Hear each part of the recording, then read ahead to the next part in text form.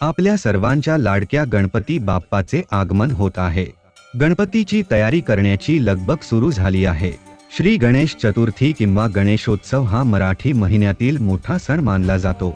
महाराष्ट्र सहित देशाच्या बहुतांश भागात गणेशोत्सव मोठ्या आनंदाने साजरा केला जातो।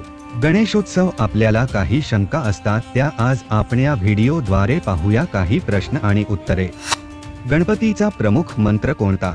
ओम गणपतीये नमो नमः या मंत्राचा जप केल्याने जीवनातील सर्व विघ्न नाहीसे होतात। ग्रंथारंभी व कार्यारंभी गणेश पूजन का करतात? गणेश ही देवता विघ्नकर्ता व विघ्नहर्ता अशी उभय गुणांची असल्यामुळे कार्य आरंभी पूजन केले जाते। त्याचप्रमाणे गणेशाला ओंकार रूपी मानले जाते। या ओंकाराचा उच्चार वेदपठणात प्रारंभिक केला जातो म्हणून कार्यारंभी गणेश पूजन केले जाते। गणेश पूजनात किती दुर्वा गणेशाला वाहव्या? मान्यतेनुसार विषम संख्येत गणपतीला दुर्वा वाहव्या, जसे की 3, 5, 7, 9 अशा दुर्वांची जोडी। असे मानले जाते की अशा प्रकारे दुर्वा अर्पण केल्यास गणपती प्रसन्न होतो, मनापासून केलेली मनोकामना पूर्णत्वास जाते। विघ्नहर्ता गणपती भाविकांची इच्छा पूर्ण करतो। पूर्व परंपरेनुसार गणपती 5, 7 किंवा 10 दिवस आणला जाईल, पण जर तो 1.5 दिवस आणायचे असे ठरवले तर आपण काय करावे? आपली पूर्व परंपरा शक्यतो खंडित करू नये। काही कारणाने कमी दिवस आणायचे असेल तर आदल्या वर्षी श्री गणेशाची विधिवत पूजा करून श्री गणेशाला तशी प्रार्थना करून उद्यापन करावे, नवे 1.5 दिवसाचे व्रत घ्यावे। याच्या उलटे करायचे असेल म्हणजेच गणपती अधिक दिवस ठेवायचा असेल तर काही करायची गरज भासत नाही। दुकानातून मूर्ती आणताना ती भंग पावली तर काय करावे?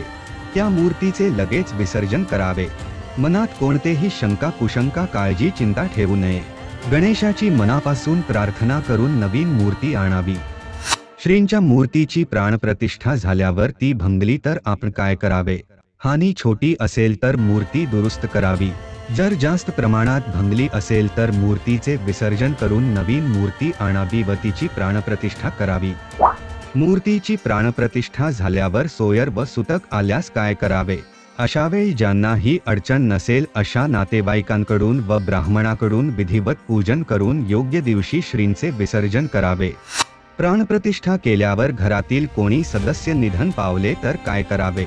ब्राह्मणांकडून गणेश मूर्तीचे विसर्जन करावे व नंतरच मृत व्यक्तीचे संस्कार करावे।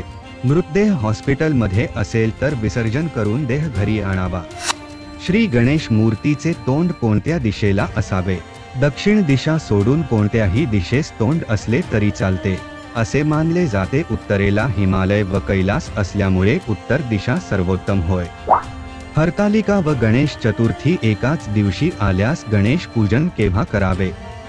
असे काहीही नसते, कारण हरतालिकेची पूजा स्त्रिया करतात, त्यामुळे पुरुषांनी श्रींची पूजा अवश्य करावीच। श्री गणेशाला प्रिय पदार्थ कोणते? लाडू, गुळ खोबरे, मोदक या श्री गणेशाच्या प्रिय असतात, त्यामुळे शक्यतो यांचा श्री गणेशास नैवेद्य दाखवावा।